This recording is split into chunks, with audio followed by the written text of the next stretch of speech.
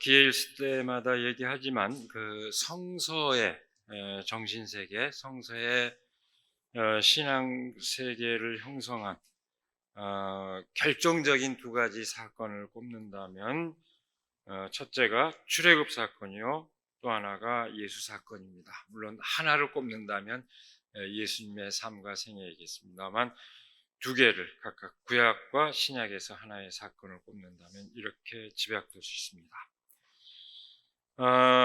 다시 한번 확인합니다만 이 출애굽기는 바로 그 출애굽 사건을 전하는 이 출애굽기는 단지 하나의 사실적인 보도라기보다는 인간 삶의 실존을 아주 극적으로 묘사하고 있는 탁월한 서사시에 해당한다고 할 수 있습니다.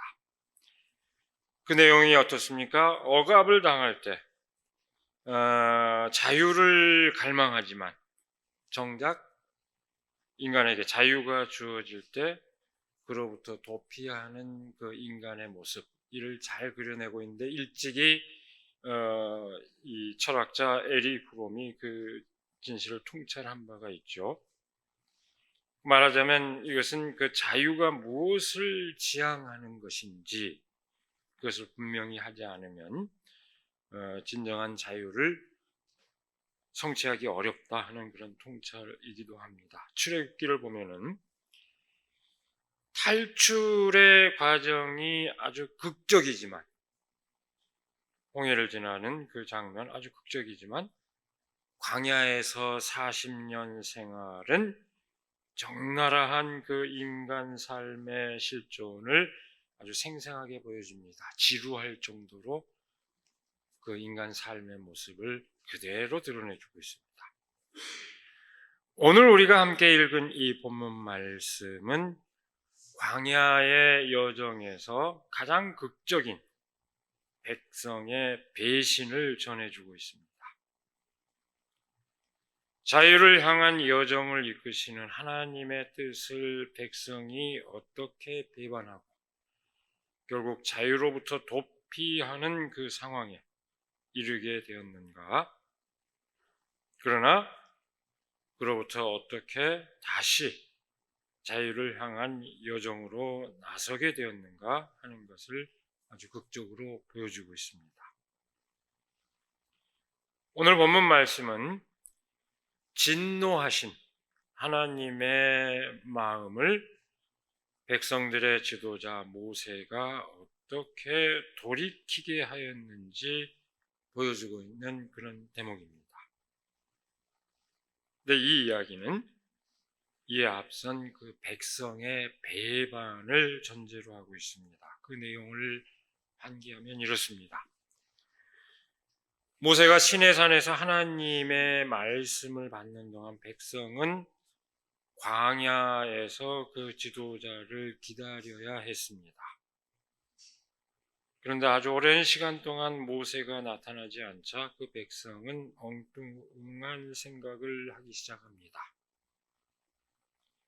백성들은 자신들의 지도자가 떠나 있는 동안 어떤 일도 벌어지지 않는 그런 상황 속에서 기다려야만 하는 그런 상황 가운데 처해서 하나님이 계시지 않는다, 하나님이 우리와 함께 하시지 않는다, 중에 하나님의 부재의 체험을 하게 됩니다. 그렇게 느낀 겁니다.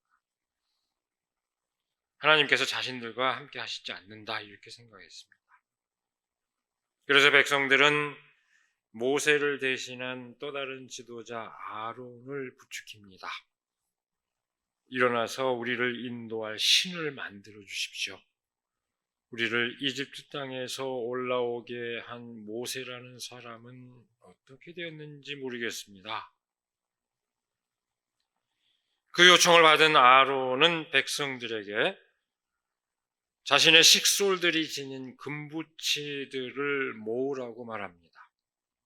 그리고 그 금부치들을 모아 녹여서 송아지상을 만듭니다. 그리고 백성들은 외칩니다.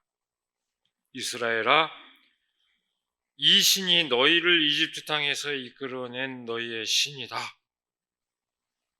그리고 아론은 그 송아지상 앞에 제단을 쌓고 백성과 함께 예배를 드립니다. 백성은 그 송아지상을 야훼 하나님으로 여기며 예배를 드립니다. 야훼 하나님의 인도로 이집트에서 탈출한 백성들이 그 하나님이 보이지 않고 그 어떤 곳으로도 하나님이 함께 하신다는 하나님의 그 임재를 느낄 수 없다고 여겨졌을 때 눈에 보이는 하나님의 형상을 만들었습니다. 그 송아지상은 사실은 풍요의 신, 다산의 신을 나타냅니다. 오늘 말로 얘기하자면 경제적 그 성장을 보장해주는, 그 풍요를 보장해주는 그런 신으로 고대 근동에서 떠받들여졌던 신의 형상입니다. 근데 여러분, 이 이야기는 모든 인간이 지니고 있는 가장 일반적인, 가장 보편적인 욕망을 아주 잘 보여주고 있습니다. 오랫동안 기다려야 하는 그 시간의 여백은 많은 경우 사람들에게 치명적인 유혹의 시간이 되기도 합니다. 아무런 사건이 벌어지고 있지 않다고 느낄 때 사람들은 조급해지고 그 조급함을 달래려는 방법을 찾습니다. 산 아래서 기다리던 이스라엘 백성은 유혹에 넘어가고 말았습니다. 백성은 보이지 않는 하나님을 믿는 대신에 보이는 신을 섬기기로 했습니다. 그들은 자신들의 소유물로 신상을 만들고 그 신상을 하나님으로 여기며 섬겼습니다. 그것은 달리 말하면 자신들이 만들어낸 신에 불과했습니다. 그것은 이 백성들이 자신들의 욕망을 신으로 섬겼다는 것을 뜻합니다. 근데 여러분, 여기서 우리가 간과해서는 안 될 아주 중요한 사실이 있습니다. 이스라엘 백성은 그 신을 섬기면서 다른 신을 섬긴다고 생각하지 않았습니다. 바로 그 송아지상을 야훼 하나님이라고 섬겼다는 점입니다. 이 점을 우리가 지나쳐서는 안 됩니다. 그 신상 앞에 제단을 쌓을 때 아론은 이렇게 말합니다. 내일 주님의 절기를 지킵시다. 분명하게 얘기합니다. 다시 말하면 그들이 여전히 그 송아지상을 섬기면서 하나님을 섬기고 있다는 착각에 빠져 있다는 것을 뜻합니다. 사실상 눈에 보이는 풍요의 신, 다산의 신을 섬기면서 하나님을 믿고 있다고 착각한 것입니다. 지난주 말씀을 여러분 기억하십니까? 지난주에 우리는 자본주의가 하나의 종교가 되어버린, 절대적인 그 우상이 되어버린 현실을 되돌아봤습니다. 성경은 뭐라고 얘기합니까? 하나님과 만몬을 동시에 섬길 수 없다. 하나님과 재물을 동시에 섬길 수 없다고 분명하게 얘기하지만 사람들에게서 그 갈등은 아주 쉽사리 간과됩니다.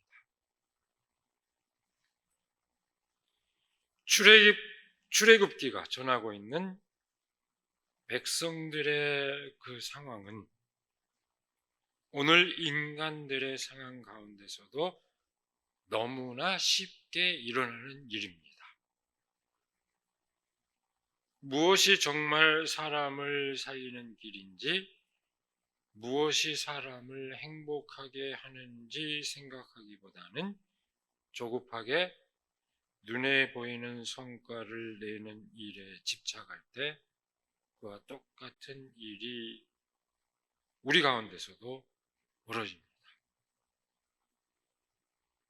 또 많은 사람들이 하나님을 섬긴다고 하고 있지만 사실은 다산의 신, 풍요의 신을 섬기고 있는 일이, 사실은 재물을 섬기고 있는, 돈을 섬기고 있는 일이 아주 쉽게 일어납니다. 하나님이 아닌 것을 하나님으로 섬기는 일입니다.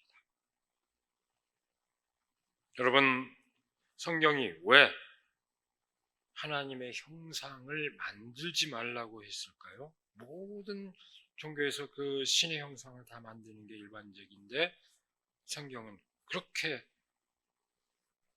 일관되게 하나님의 형상을 만들지 말라고 했을까요?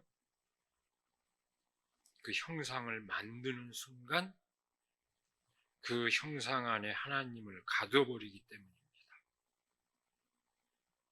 인간의 소유물 또는 인간의 손으로 만들어진 것을 섬기며 인간이 거기에 매이기 때문입니다. 진정한 하나님은 우리 인간이 그 소유물이나 저마다의 그 욕망의 노예가 되지 않기를 바라는 분입니다. 지금 당장 눈앞에 보이지 않지만 우리가 끊임없이 진실을 향하여 나아가도록 인도하는 하나님입니다. 성서가 증언하는, 보여주는 하나님은 그런 모습입니다. 진정한 자유와 행복을 향하여 나아가도록 인도하는 분입니다. 오늘 본문 말씀은 그 하나님을 배반한 백성의 이야기입니다. 당신에게서 마음이 떠나 자신들이 만든 대상물을 섬기는 백성을 보고 하나님은 분노하십니다. 여러분, 하나님이 이렇게 분노하는 장면을 성경을 보면 또 볼 수 있죠. 노아의 홍수 이야기에서도 이렇게 분노하십니다. 하나님은 배역한, 반역을 한 백성을 보고 그들을 진멸하고 싶어 하십니다. 그래서 하나님께서는 모세에게 아주 분명하게 선언합니다. 내가 그들을 쳐서 완전히 없애버리겠다. 그러나 너는 내가 큰 민족으로 만들어주겠다. 여러분, 이 선언은 참 미묘합니다. 배역한 백성에 대한 분노를 아주 분명하게 선언하고 있지만 그 배역의 죄에 대해 직접적인 책임이 없는 모세는 구별해서 모세에게는 복을 내리겠다는 그런 선언을 하고 있습니다. 백성에게 죄의 책임은 묻겠지만 당신에 대한 신실성을 저버리지 않은 모세에게는 역시 당신의 그 신실함을 저버리지 않겠다는 그런 선언입니다. 이때 미묘한 처지에 놓인 사람은 모세입니다. 어떨까요? 백성과 함께 할 것인가? 아니면 자신이 구원의 그 보장을 받은 사실에 만족할 것인가? 모세에게는 그런 물음이 제기되는 상황입니다. 모세는 어떤 편에 서야 했을까요? 오늘 성경 말씀은 아주 지체 없이 백성의 편에 선 것으로 전하고 있습니다. 어떤 머뭇거림도 없습니다. 그리고 곧바로 하나님께 애원합니다. 주님, 어찌하여 주님께서 그 큰 권능과 강한 손으로 이집트 땅에서 이끌어내 주신 주님의 백성에게 이와 같이 노하십니까? 어찌하여 이집트 사람이 그들의 주가 자기 백성에게 재앙을 내리려고 그들을 이끌어내어 산에서 죽게 하고 땅 위에서 완전히 없애버렸구나 하고 말하게 하려 하십니까? 제발 진노를 거두시고 뜻을 돌이키시어 주님의 백성에게서 이 재앙을 거두어 주십시오. 주님의 종 아브라함과 이삭과 이스라엘을 기억하여 주십시오. 주님께서 그들에게 맹세하시며 이르시기를 내가 너희의 자손을 하늘의 별처럼 많게 하고 내가 약속한 이 모든 땅을 너희 자손에게 주어서 영원한 유산으로 삼게 하겠다고 하셨습니다. 여러분, 모세는 하나님께 당신이 조상들에게 하신 약속을 환기함으로써 이제는 하나님이 스스로 자신에게 맞서게 만듭니다. 이제 난처해진 분은 누굽니까? 하나님입니다. 오늘 본문 말씀은 이번 상황에서도 지체 없이 하나님께서 결단을 내리는 것으로 되어 있습니다. 아주 지체 없이 마음을 돌립니다. 모세가 이렇게 간구하니 주께서는 뜻을 돌이키시고 주의 백성에게 내리시겠다던 재앙을 거두셨다. 오늘 우리가 읽은 말씀의 마지막 구절입니다. 하나님은 스스로의 그 선언을 번복합니다. 하나님은 수시로 번복하는 분이기도 합니다. 이 점을 잘 유념해 보십시오. 한마디로 줄여 얘기하면 분노에 맞선 사랑의 승리, 사랑의 하나님의 모습을 전하는 장면입니다. 모세는 하나님께서 보장하신 그 구원에 기대어 배역한 그 백성에 대해서 하나님과 더불어 심판자의 자리에 설 수 있었습니다. 그러나 모세가 선택한 것은 배역하여 밉지만 장차 하나님의 진노로 고통을 겪게 될 백성의 자리였습니다. 여러분, 이 성경이 전하고 있는 모세의 일대기, 그리고 그와 더불어서 이집트에서 탈출하여 광야 생활을 하였던 그 백성들의 얘기를 볼 것 같으면 모세는 참 생각이 많은 사람이었다 하는 것을 알 수 있습니다. 많은 생각을 하는, 끊임없이 생각하는 그런 사람이었다는 것을 알 수 있습니다. 그런 민족의 지도자로서 단호하게 행동하는 사람이었지만 끊임없이 생각하는 사람이었습니다. 그 존재 자체부터 어떻습니까? 히브리 노예의 아들과 이집트 왕자 사이에서, 극과 극의 어떤 그 존재 사이에서 갈등할 수밖에 없는 그런 존재였습니다. 그리고 이후 수없이 많은 갈등의 상황에 처해야 했습니다. 어떤 부닥친 그 문제의 상황에서 도피하고자 하는 마음을 갖고 있었던 경우도 있습니다. 광야에서 아예 안락하게 터잡고 그냥 살아버리고자 하는 그런 마음도 있었습니다. 그러나 모세는 항상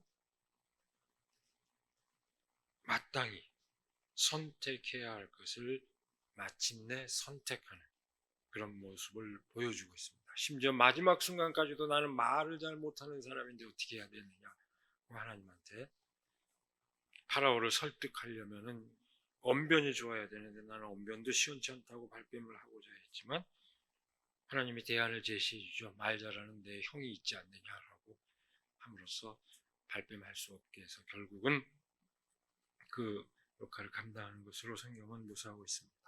여러 가지 흥미진진한 얘기들이 많이 있습니다.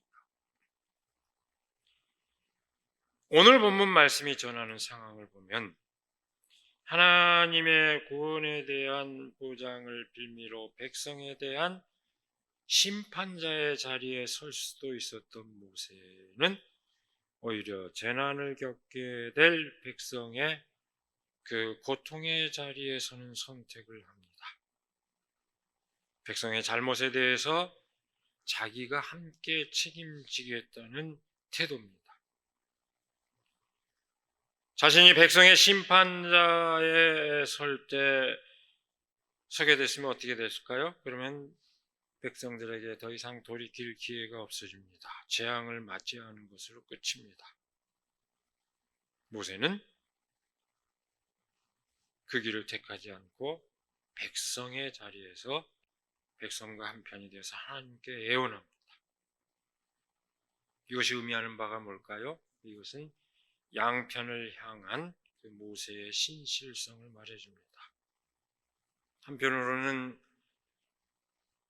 백성을 향한 신실성이요, 또 다른 한편으로는 하나님을 향한 신실성입니다.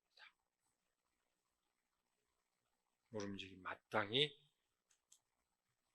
지도자들이 취해야 하는 그런 아주 마땅한 자세입니다.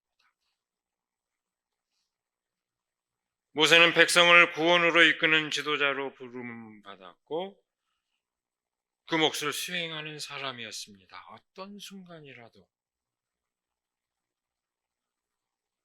다시 말해서 백성이 잘못을 범한 순간이라도, 아니 오히려 바로 그 위기의 순간에 그의 몫은 더욱더 확연하게 드러날 수밖에 없습니다. 잘못된 길에 들어선 백성을 바로 잡을 수 있는 진정한 그 기회를 놓칠 수 없다고 모세는 판단한 것입니다. 그것은 자신이 철저하게 백성의 편에 서는 길을 택함으로써 가능한 것이었습니다. 하나님을 향한 신실성은 하나님께서 분노하시는 까닭이 무엇인지, 하나님께서 백성들 가운데 이루시고자 하는 일이 무엇인지 분명히 알고 있었기에 가능한 것이었습니다. 모세 하소연의 요체는 한마디로 얘기하면 이렇습니다. 하나님 뜻에 합당하게 우리가 거듭나면 되지 않겠습니까? 그런데 우리를 그렇게 모멸차게 우리를 벌하시겠습니까? 모세는 그렇게 단호하게 하나님께 외친 것입니다. 이것은 하나님에 대한, 하나님의 의에 대한 모세의 그 진정한 믿음을 보여줍니다. 네, 여러분, 오늘 본문 말씀에서 그 흥미로운 점 가운데 하나는 모세의 그 애원, 사실상 단호한 결의에 하나님께서 마음을 돌이켰다고 했을 때 그 사이에 어떤 전환의 계기도 없다는 사실입니다. 그 노아의 얘기를 볼 것 같으면은 백성을 구원해달라고 했을 때 그 사이에 예배가 있었습니다. 제사 이후에 그 하나님께서 세상을 완전히 진멸하겠다고 하는 것을 거두어들인 것으로 되어 있는데, 오늘 본문의 상황에서는 그런 어떤 전환의 계기도 없습니다. 오로지 모세의 그 호소 그 자체만으로 하나님은 마음을 돌이키십니다. 그야말로 모세의 투명한 진정성 밖에는 없습니다. 하나님은 그 어떤 방증도 요구하지 않습니다. 심판자의 자리에 서지 않고 재앙으로 고통을 겪게 될 백성의 자리에 서는 신실성, 그것 하나만으로 하나님께서는 당신에 대한 모세의 신실성을 믿었다고 해석할 수밖에 없습니다. 네가 그렇게 태도를 취한다면 너의 진실은 내가 충분히 받아들일 수 있다 하는 얘기가 됩니다. 그 마음이면 백성을 재난에서 구할 수 있는 충분한 자격이 있다고 하나님께서는 인정하신 것입니다. 흔히 하는 말로 얘기하면 하늘에서 내린 지도자라는 건 이런 것입니다. 이런 태도를 취할 수 있는 사람을 두고 하는 얘기입니다. 본문 말씀, 오늘 말씀은 인간 삶의 정황에 관한 많은 생각을 불러일으키는 그런 말씀입니다. 다시 한번 확인합니다만 자유를 향한 인간의 의지가 어떻게 쉽사리 흔들리고 사람을 방황하게 만드는지 하는 것을 되돌아보게 해줍니다. 우리 아주 흔히 경험하는 현상입니다. 자유를 부르짖지만 자유가 주어졌을 때 그걸 어떻게 해야 될지 모르는 상황, 흔히 보는 상황입니다. 가장 먼저 오늘 말씀은 그것을 되돌아보게 해줍니다. 그렇게 그 의지가 흔들리고 공동체 전체가 위기에 처했을 때 또한 그 지도자가 어떤 역할을 담당하여야 하는지 이 말씀은 새삼스럽게 생각하게 해줍니다. 위기가 파국으로 기결되지 않고 새로운 기회로 전환할 수 있도록 어떤 길을 택해야 하는지 생각하게 해줍니다. 함께 맞이할 수 있는 고통스러운 상황을 예견하고 그것을 막아내기 위하여 고통을 겪을 당사자들의 자리에서 해법을 찾는 길입니다. 백성이 잘못된 길에서 돌이키는 길을 찾음과 동시에 하나님의 마음을 돌이키는 길을 찾는 방식입니다. 바로 그 점에서 오늘 이 이야기는 인간의 자유와 진정한 삶을 보장하는 하늘의 뜻을 구하는 인간의 지혜와 의지를 일깨워주고 있습니다. 여러분, 예견되는 재앙은 피할 수 없는 운명이 아닙니다. 하늘의 뜻에 상응하는 사람의 의지와 결단에 따라서 그 운명은 극복 불가능한 것이 아닙니다. 오늘 본문 말씀에서 하나님은 인간을 운명의 족쇄 안에 묶어두는 분이 아닙니다. 인간과 함께, 사람과 함께 마음 아파하시고 끊임없이 사람들과 대화하는 그런 분으로 등장합니다. 우리가 늘 하나님을 믿을 때 잘못 믿는 것 중에 하나가 어떤 권력자의 모습으로 하나님을 상상한다는 것입니다. 전혀 그렇지 않습니다. 왜 이 중요한 말씀의 의미를 간과할까요? 하나님은 함께 인간과 더불어 마음 아파하시고 끊임없이 대화하는 분입니다. 오늘 본문 말씀은 특별히 오늘 우리 상황에서 주는 의미가 큽니다. 민심의 심판, 다시 말해서 하늘의 심판을 받고도 돌이키지 못하는 우리 사회 사람들에게 커다란 경종을 울려줍니다. 사회적 불평등의 심화와 정치적인 양극화, 전쟁의 위기와 심각한 기후위기. 저도 내심 계속 불안합니다. 진짜 어디서 전쟁이 터질지. 그런 위기가 심화되고 있는 상황입니다.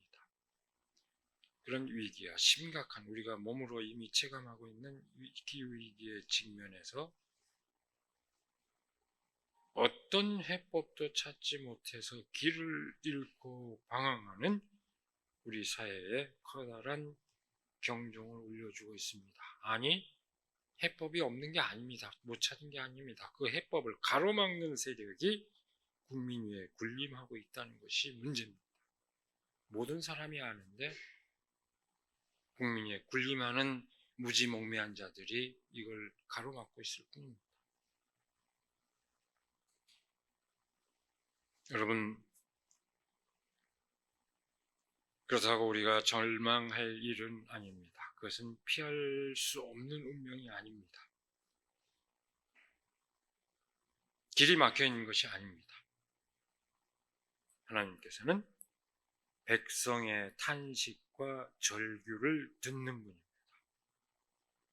우리 그리스도인은 그 목소리를 하나님께 전하고 호소하는 그런 역할을 맡아야 합니다.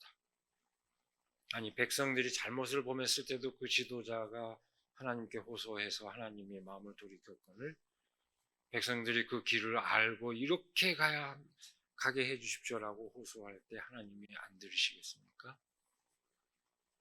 우리는 그 믿음으로 재앙을 피해 나갈 수 있을 겁니다. 오늘 우리는 특별히 어린이 주일을 맞이했습니다. 우리의 후세대들에게 지금 우리가 경험하는 이 잔혹한 현실을 그대로 물려줄 수는 없습니다. 하늘의 뜻이 이루어지기를 기도하며 서로 존중하고 사랑을 나누는 그 세계를 이루기 위해서 부단히 우리가 헌신할 수 있기를 시간에 간절히 기원합니다. 기도하겠습니다.